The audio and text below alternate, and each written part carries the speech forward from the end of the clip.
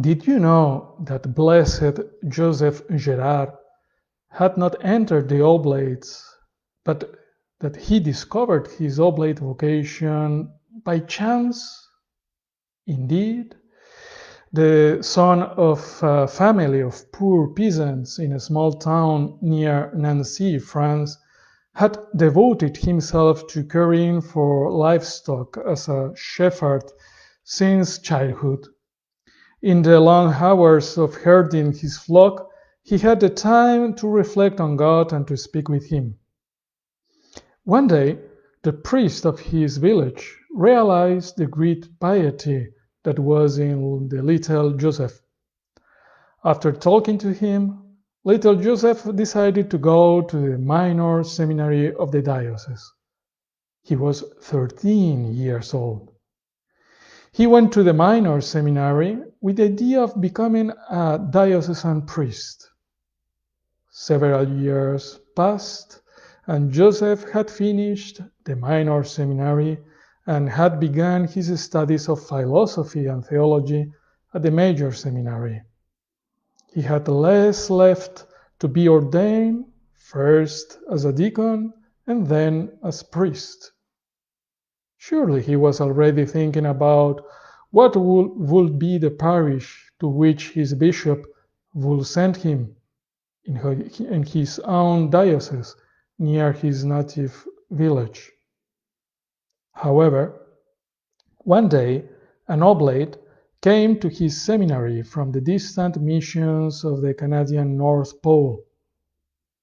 He was Father Leonard, who had been visiting the seminaries in France for months to speak to the seminarians about the missions. He got more than 100 seminarians to decide to try the oblate life, and about 50 of them finally decided to stay as oblates.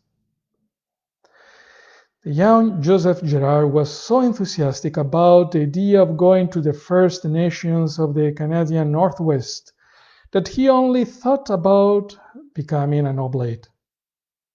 In 1849, he asked to start his novitiate, the year of initiation as an oblate. At the end of his novitiate, he made perpetual vows. At that time, perpetual vows were made as soon as he finished the novitiate. And the same day, he went to Marseilles, where the oblates had their own major seminary, where he finished his studies a year later, in 1852. He had not yet been ordained a deacon when Saint Eugene de Mazenot decided to send him to the missions, but not to those in Canada. It was more urgent to send a good oblate to South Africa, to Natal, present Republic of South Africa. He was 22 years old. Before sending him, Saint Eugene himself, who was bishop since 1832, ordained him as deacon, but there was no time to confer him the ordination as priest, since he had not yet reached the minimum age required to become a priest. He would be ordained a priest once he arrived to his destiny. Due to the storms, the trip lasted 9 months. In fact, he had to spend about 2 months in Mauritius until the sailing conditions improved, and there he used the time to help in preaching to the local people.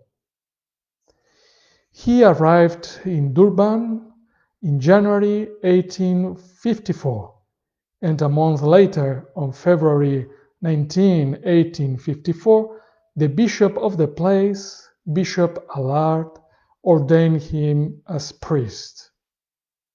The rest of the story we will tell another day. Father Gerard became one of the greatest missionaries of Africa in the 19th century and early 20th century. Upon his arrival in Lesotho, there was not a single Catholic.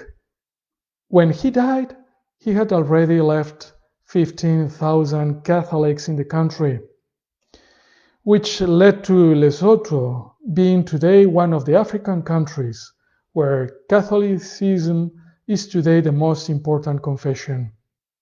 But this is another story that I hope to tell another day. Let us pray for oblate vocations. Let us propose the oblate vocation. And let us ask for graces and favors through the intercession of blessed Joseph Gerard. Laudetur Jesus Christus et Maria Immaculata.